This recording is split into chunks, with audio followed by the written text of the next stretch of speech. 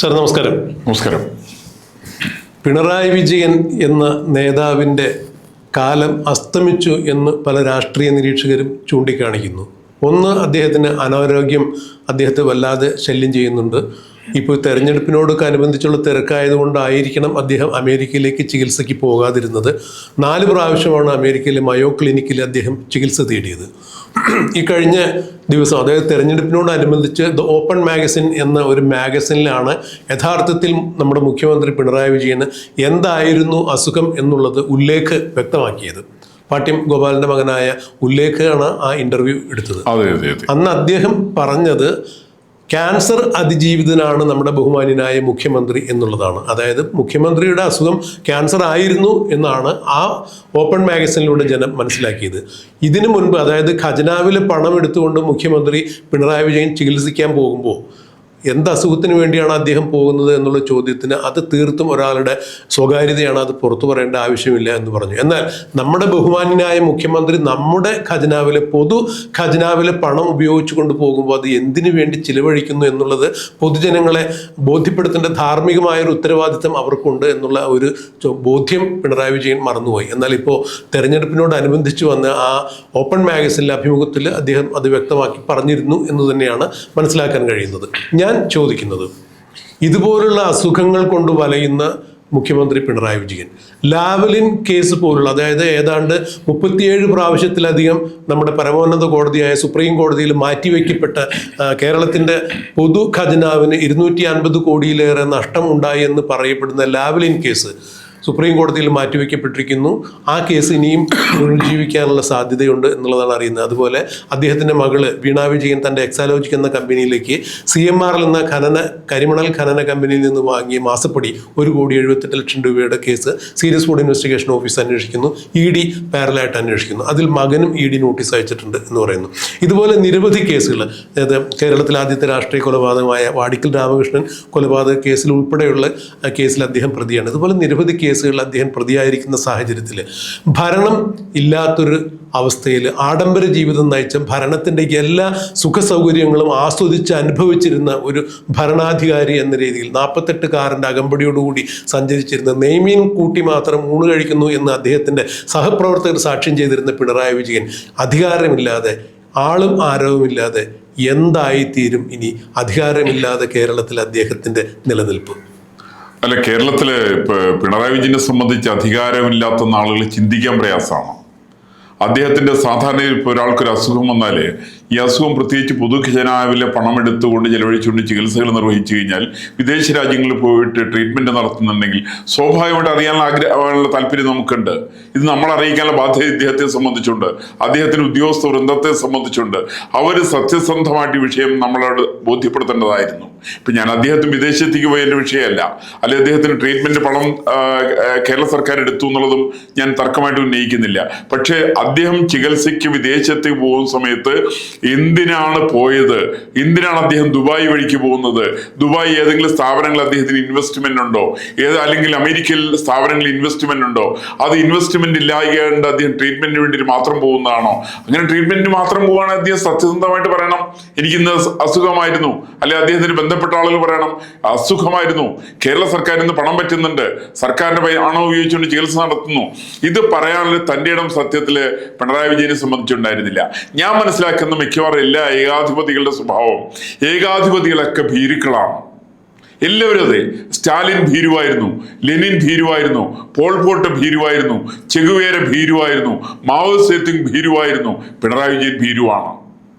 കാരണം ഈ ഭീരുക്കളുടെ എല്ലാവരും പൊതു സ്വഭാവം, ഭീരുക്കളെല്ലാവരും വലിയ വലിയ വലിയ മാനങ്ങളെ സംബന്ധിച്ചൊക്കെ സംസാരിക്കുന്ന സമയത്ത് അതെല്ലാം സ്വന്തമായിട്ടുള്ള കാര്യങ്ങൾ വരുന്ന സമയത്ത് ഇവരെല്ലാവരും ഭീരുക്കളായിരുന്നു.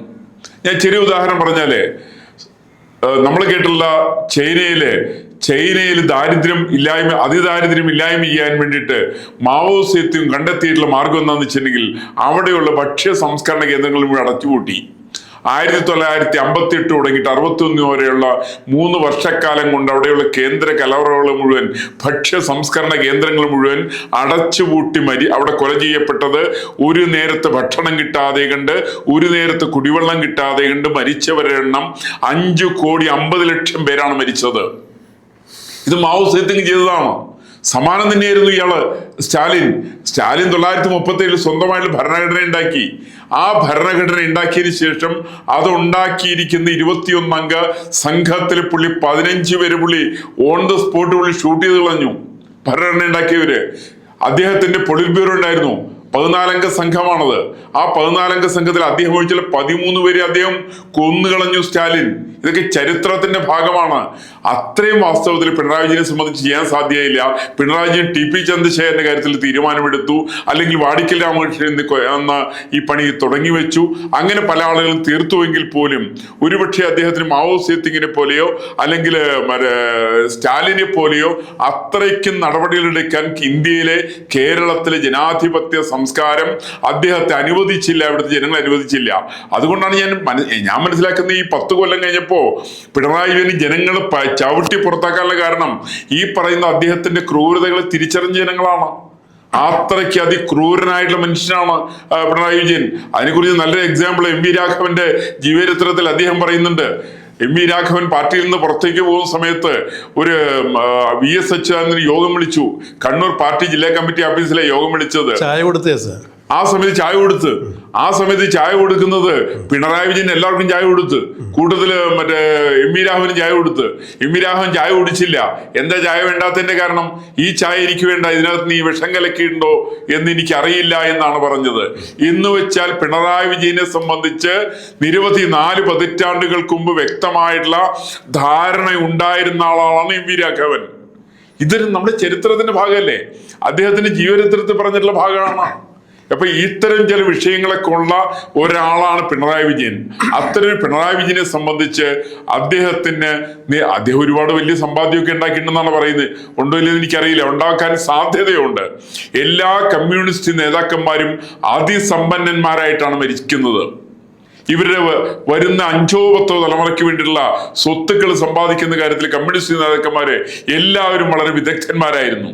കാരണം ഇവര് സോഷ്യലിസത്തിന്റെ പേര് പറഞ്ഞുകൊണ്ട്, മതേതരത്വത്തിന്റെ പേര് പറഞ്ഞുകൊണ്ട് ആളുകളിൽ നിന്ന് പിഴിഞ്ഞെടുക്കുന്ന പണം മുഴുവൻ സംഭരിക്കുന്ന സ്വന്തമായുള്ള കാര്യങ്ങൾക്ക് വേണ്ടിയിട്ടാണ്.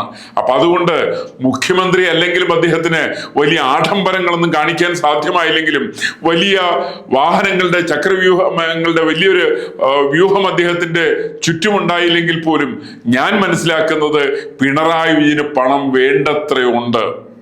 പക്ഷെ സാർ, ഇവിടെയുള്ളൊരു എടുത്തു പറയേണ്ട ഒരു വസ്തുത, ഭരണത്തിൽ നിന്ന് അകന്നു കഴിഞ്ഞിട്ടുണ്ടെങ്കിൽ തീർച്ചയായും ഈ ആളും അറിവും ഒക്കെ സ്വാഭാവികമായും കുറഞ്ഞു വരും. കാരണം പവർ അധികാരമില്ലാതെ വന്നു കഴിഞ്ഞാൽ പിന്നെ അനുസരിക്കാൻ ആളുകൾ അധികം ഉണ്ടാവില്ല. പഞ്ചപുച്ഛം അടക്കി നിൽക്കാൻ ഇന്നത്തെ ചില പോലീസുകാരടക്കമുള്ള ആളുകൾ അകമ്പടി സേവിക്കാനുണ്ടാവില്ല. ഇവിടെ പിണറായി വിജയനെ സംബന്ധിച്ചിടത്തോളം ഞാൻ മനസ്സിലാക്കുന്നതിൻ്റെ പരിമിതമായ രാഷ്ട്രീയ അവബോധത്തിൽ നിന്ന് ഞാൻ ഉൾക്കൊള്ളുന്ന ഒരു കാര്യം, ഇന്ന് ഈ കമ്മ്യൂണിസ്റ്റ് പാർട്ടി ഇന്ന് കാണുന്ന അപജയത്തിലേക്ക് എത്തിച്ചതിൻ്റെ ഏക ഉത്തരവാദിത്തം പിണറായി വിജയനാണെന്നുള്ളതാണ്. കാരണം പാർട്ടിയിൽ ചോദ്യം ചെയ്യാനാവാത്ത നേതാവായി പാർട്ടിയെ കഴിഞ്ഞ 10-18 വർഷക്കാലം തൻ്റെ കൈപ്പിടിയിൽ ഒതുക്കി, പിന്നീട് ഭരണത്തെയും പാർട്ടിയെയും കൈപ്പിടിയിൽ ഒതുക്കി. തിരുവായ്ക്ക് എതിർവായില്ലാത്തൊരു നേതാവ് എന്ന രീതിയിലാണ് പിണറായി വിജയൻ എന്നാൽ CPM എന്നാൽ പിണറായി വിജയൻ. അതായത് മുൻപൊരു മുദ്രാവാക്യം ഇന്ത്യയിൽ കേട്ടിരുന്നു, ഇന്ദിര എന്നാൽ ഇന്ത്യ, ഇന്ത്യ എന്നാൽ ഇന്ദിര എന്ന് പറഞ്ഞതുപോലെ CPM-ൽ ആർക്കും ഉൾപാർട്ടി ജനാധിപത്യം ഉണ്ട് എന്ന് പറയുന്നതല്ലാതെ ഒരു കാര്യം പോലും ആർക്കും പിണറായി വിജയന്റെ നേരെ നിന്ന് സംസാരിക്കാനുള്ള ആർജവം ഇല്ലാതെ പോയി. സാറ് നേരത്തെ സൂചിപ്പിച്ച പോലെ സത്യം തുറന്നു പറയാൻ ആർക്കും ത്രാണിയില്ലാത്ത അവസ്ഥയിലേക്ക് ഈ പാർട്ടിയും ഈ പാർട്ടിയുടെ പ്രവർത്തകരെയും അണികളെയും എല്ലാം കൊണ്ടുചെന്നെത്തിച്ചു. ഇന്നിപ്പോൾ ബി കുഞ്ഞകൃഷ്ണനെ പോലെ, ടി കെ ഗോവിന്ദനെ പോലെ, ജി സുധാകരനെ പോലുള്ള ആളുകൾ, അപൂർവം ചില ആളുകൾ പിണറായി വിജയന്റെ മുഖത്തേക്ക് വിരൽ ചൂണ്ടിക്കൊണ്ട് അതിലെ അപജയങ്ങൾ ചൂണ്ടിക്കാണിച്ചുകൊണ്ട് പുറത്തു വരുമ്പോൾ ഇനി അവരോടൊപ്പം ഒരു നീണ്ട നിര തന്നെ പിണറായി വിജയനെ നേർക്ക് ആക്രോശിച്ചുകൊണ്ട് പുറത്തേക്ക് വരാനുള്ള സാധ്യതയുണ്ട്. എന്താണ് ചെയ്തത് എന്നുള്ളത് പിണറായിയുടെ മുഖത്തേക്ക് വിരൽ ചൂണ്ടി അവർ ചോദിക്കാനിടയുണ്ട്. അതുകൊണ്ട് തന്നെ ഈ ചോദ്യം ചെയ്യാൻ പാടില്ലാത്ത, അല്ലെങ്കിൽ ചോദ്യം ചെയ്യാൻ യാതൊരു തരത്തിലും സാധ്യതയില്ലാത്ത നേതാവ് ചോദ്യം ചെയ്യപ്പെടുമ്പോൾ, രാജാവ് നഗ്നനാണെന്ന് വിളിച്ചു പറയുമ്പോൾ ഇവരുടെ മുന്നിൽ പിണറായി വിജയന് പഴയ പ്രതാപത്തോടു കൂടി പിടിച്ചു നിൽക്കാൻ സാധിക്കില്ല. അങ്ങനെയെങ്കിൽ പിന്നീട് പാർട്ടിയിൽ അദ്ദേഹത്തിന്റെ സ്ഥാനം എന്തായിരിക്കും? അല്ല, അതൊരു വലിയൊരു ചോദ്യചിഹ്നമാണ് ശരിക്കും. കാര്യം കമ്മ്യൂണിസ്റ്റ് പാർട്ടിയെ സംബന്ധിച്ച് കമ്മ്യൂണിസ്റ്റ് നേതാക്കന്മാരായിരിക്കുന്ന ആളുകൾ, അത് സ്റ്റാലിനായാലും പോൾപോട്ടാണെങ്കിലും ചെഗുവേരയാണെങ്കിലും ജ്യോതിബാസു ആണെങ്കിലും മാവോ സേത്തുങ്ങാണെങ്കിലും പിണറായി വിജയനാണെങ്കിലും എല്ലാം ഒരേ സ്വഭാവത്തിന്റെ പ്രതിനിധികളാണ് ഇവരൊക്കെ. ഇവരെ സംബന്ധിച്ച് അധികാരമില്ലാതെ കണ്ട് പിടിച്ചു നിൽക്കാൻ സാധ്യമല്ല. പക്ഷെ എന്നാൽ ഒന്നുണ്ട്, അവർക്ക് പ്രിയപ്പെട്ട, അവർക്ക് വേണ്ടപ്പെട്ട ചില ആളുകൾ മാത്രം വീട്ടില് ചുറ്റും നിർത്തിക്കൊണ്ട് നടത്തുന്ന സാമ്പത്തികമായിട്ടുള്ള ശക്തി ഉപയോഗിച്ചുകൊണ്ട് അവർക്ക് സ്വന്തം പ്രസ്ഥാനത്ത് അപ്പോഴും ഒരു സീറ്റൊന്നും കിട്ടിയില്ല എന്ന് വരാം. സീറ്റൊക്കെ കിട്ടിയിട്ടില്ലെങ്കിൽ പോലും ഈ പൊതുസമൂഹത്തെ പറ്റിക്കുന്ന കാര്യത്തിൽ ഇവർ വലിയ വിജയം കണ്ടെത്തും. ജ്യോതിബാസുവിന്റെ ചരിത്രം അങ്ങനെയാണത്. ജ്യോതിബാസു, നമ്മൾ പലപ്പോഴും ധരിക്കുന്ന ജ്യോതിബാസു മഹാമാന്യനാണെന്ന് വലിയ പബ്ലിസിറ്റി കോൺഗ്രസ്സുകാരും കൊടുക്കും. പക്ഷെ ഇന്ത്യ കണ്ടിട്ടുള്ള വക്ര രാഷ്ട്രീയത്തിന്റെ ഏറ്റവും വലിയ തെളിവാണ് ജ്യോതിബാസു. കേരളത്തിൽ EMS ശങ്കരൻ നമ്പൂതിരി പടം എങ്ങനെയാ? EMS മാന്യനാന്ന് എല്ലാവരും പറയാ. എങ്ങനെയാ മാന്യാവുക? മാന്യാണെന്നുള്ളൊരു KC ജോർജ് എന്ന് പറഞ്ഞിട്ട് CPIയുടെ നേതാവുണ്ട്. അദ്ദേഹം എഴുതിയിട്ടുള്ള പുന്നപ്രവേലാർന്ന പുസ്തകമുണ്ട്. അതിന് 152 53 എന്റെ ഓർമ്മ, 160 ഇടയ്ക്കുള്ള പേജ്. ആ പേജ് ഒന്ന് വായിച്ചു നോക്ക്. EM ശങ്കരൻ നമ്പൂതിരിപ്പാട് പുന്നപ്ര വയലാർ പുന്നപ്ര സമരത്തിലേക്ക് ആളുകളെ പറഞ്ഞയച്ച് തൊട്ടടുത്ത ദിവസം തന്നെ അവിടെ നടന്ന യോഗക്ഷേമ സഭയുടെ യോഗത്തിൽ പങ്കെടുത്തുകൊണ്ട് പുന്നപ്ര സമരത്തെ അദ്ദേഹം അറിഞ്ഞില്ല എന്നുള്ള മട്ടിൽ പ്രസംഗിച്ച കേട്ടതിന്റെ ചരിത്രത്തെ കുറിച്ചിട്ട് വളരെ വ്യക്തമായിട്ട് KC ജോർജ് പറയുന്നുണ്ട്. എന്ന് വെച്ചാൽ കമ്മ്യൂണിസ്റ്റ് നേതാക്കന്മാരെ സംബന്ധിച്ച് ഈ പറയുന്നതും പ്രവൃത്തിയും തമ്മിൽ യാതൊരു ബന്ധവുമില്ല. പിണറായി വിജയനെ സംബന്ധിച്ച് വേണ്ടത്ര ധനം അദ്ദേഹം സമാർജിച്ചു കഴിഞ്ഞിട്ടുണ്ട്, സമാഹരിച്ചു കഴിഞ്ഞിട്ടുണ്ട്. അതുകൊണ്ട് അദ്ദേഹത്തെ സംബന്ധിച്ച് ആ പണം വെച്ചുകൊണ്ട് ജോലിക്ക് ആളെ നിർത്തിക്കൊണ്ട് അദ്ദേഹം വീട്ടുകാര്യങ്ങളെല്ലാം ചെയ്യും. ഒരുപക്ഷെ നാളത്തെ കൂട്ട് വ്യാപകമായിട്ടുള്ള ഒരു സഞ്ചാരം അദ്ദേഹത്തിന്റെ ആവശ്യം വരില്ല. പക്ഷേ പാർട്ടി നിരവധി പരിപാടികൾ അദ്ദേഹത്തിന് ആസൂത്രണം ചെയ്യും. ഇതിന്റെ പരിപാടിയുടെ പൂർണ്ണമായിട്ടുള്ള സാമ്പത്തികമായിട്ടുള്ള സ്രോതസ് അദ്ദേഹം തന്നെയാണ്. കാരണം കൊള്ളക്കാരന്മാരായിരിക്കുന്നു. ഇപ്പൊ നമ്മൾ പറയാറില്ലേ പലപ്പോഴും, വീരപ്പനെ സംബന്ധിച്ചെന്താ, വീരപ്പന് നിരവധി പണമുണ്ട്. അല്ലെങ്കിൽ ബില്ലാദിനെ സംബന്ധിച്ച് എന്താണ്, അയക്ക് വേണ്ടത്ര പണമുണ്ട്. ഈ പണമുള്ള ആളുകൾ പരിപാടിക്കൊന്നും സഞ്ചരിക്കാറുണ്ടാവില്ല. അവരവർ വീടുകളിലിരുന്ന് പരിപാടികൾ ആസൂത്രണം ചെയ്യും. സമാനമായിട്ടുള്ള രീതിയിൽ ഈ വാർദ്ധക്യത്തോട് അടുത്ത സമയത്തും പിണറായി വിജയൻ വീട്ടിലിരുന്നു കൊണ്ട് തന്റെ പാർട്ടിക്ക് വേണ്ടിയിട്ട്, തനിക്ക് വേണ്ടിയിട്ട്, തന്റെ കുടുംബത്തിന് വേണ്ടിയിട്ട്, അതിന്റെ സാമ്പത്തിക വരുമാനത്തിന്റെ ഔന്നത്യത്തിന് വേണ്ടിയിട്ടുള്ള പരിപാടികൾ അദ്ദേഹം ആസൂത്രണം ചെയ്യും എന്നുള്ള കാര്യത്തിൽ എനിക്ക് സംശയമൊന്നുമില്ല. സാർ, ഇവിടെ മറ്റൊരു കാര്യം കൂടി ഒന്ന് ചേർത്ത് വായിക്കേണ്ടതുണ്ട്. കാരണം ഈ അമ്പലപ്പുഴയിൽ സുധാകരൻ പാർട്ടിയുടെ പുത്തൻകൂറ്റ് നേതാക്കന്മാർക്കെതിരെ മത്സരിക്കുന്നു എന്ന് പറഞ്ഞിട്ടാണ് CPM എന്ന് പുറത്തു പോകുന്നത്.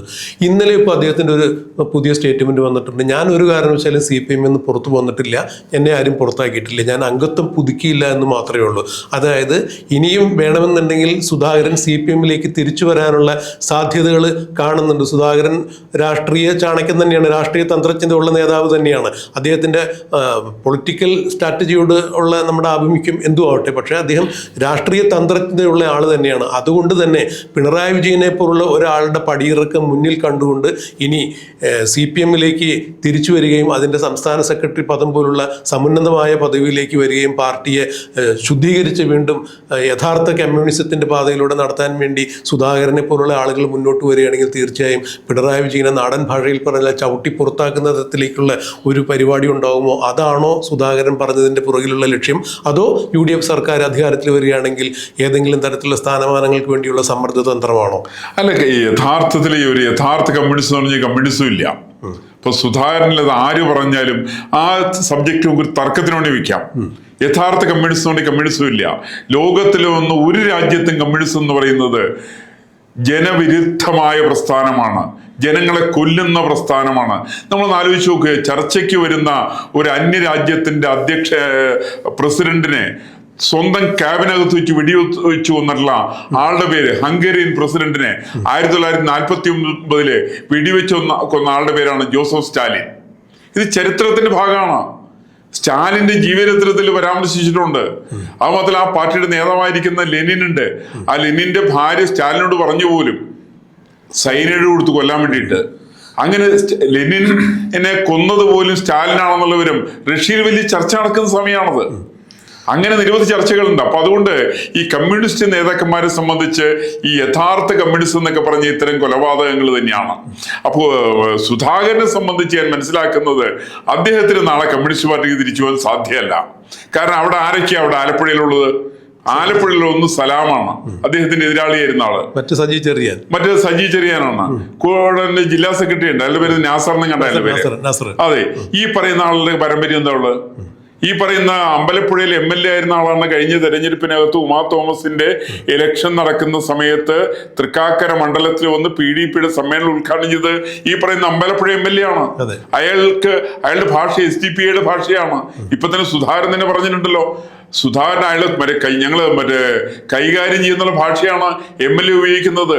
ഈ തരം പ്രാകൃതമായിട്ടുള്ള ഭാഷകൾ ഉപയോഗിക്കുന്ന കമ്മ്യൂണിസ്റ്റ് നേതാക്കന്മാരായിരിക്കുന്ന ആളുകള്, തീവ്രവാദ സ്വഭാവമുള്ള ആളുകള് പാർട്ടിയുടെ നേതൃത്വത്തിലേക്ക് വരുന്ന സമയത്ത് ഒരു കാരണവശാലും വാക്കുകൊണ്ട് മാത്രം സംസാരിക്കുന്ന സുധാകരനെ പോലുള്ളവർക്ക് ആ പാർട്ടിയിലേക്കുള്ള തിരിച്ചുപോക്ക് ഒരു കാരണവശാലും പ്രായോഗികമല്ല. ആകെ ഒറ്റ പ്രായോഗികമുള്ളൂ. നേരത്തെ സൂചിപ്പിച്ച പോലെ ഇതൊരു കോൺഗ്രസ്സുകാരനോടുള്ള വിലപേശലിന്റെ ഭാഗമാണെന്ന് ചോദിച്ചാൽ എനിക്കതിനകത്ത് ഉത്തരമില്ല. വേണമെങ്കിൽ ആകാതിരിക്കാനുള്ള സാധ്യതയുണ്ട്. ഏതാണെങ്കിലും ഒരു വാക്ക് അല്ലെങ്കിൽ ചില സ്റ്റേറ്റ്മെന്റ് എന്നുള്ളതിനപ്പുറത്ത് ഈ പറയുന്ന സുധാകരന്റെ വാക്കുകൾക്ക് യാതൊരു പ്രാധാന്യവും കേരളത്തിന്റെ സാമൂഹ്യ രാഷ്ട്രീയ രംഗത്ത് ഇല്ലാന്ന് വിശ്വസിക്കുന്ന ഒരാളാണ് ഞാൻ. ഇപ്പൊ സാറ് പറഞ്ഞ വാക്കുകൾ കടം കൊണ്ട് പറയുകയാണെങ്കിൽ ചതിയുടെ പിന്നാമ്പുറങ്ങൾ എപ്പോഴും ഒളിഞ്ഞിരിക്കുന്ന കമ്മ്യൂണിസ്റ്റ് പ്രസ്ഥാനത്തിൽ ഇനി പിണറായി വിജയൻ ആരായിരിക്കും, എന്തായിരിക്കും എന്നുള്ളത് കണ്ടു തന്നെ അറിയാം. അതിനുവേണ്ടി നമുക്ക് തീർച്ചയായിട്ടും. നമസ്കാരം.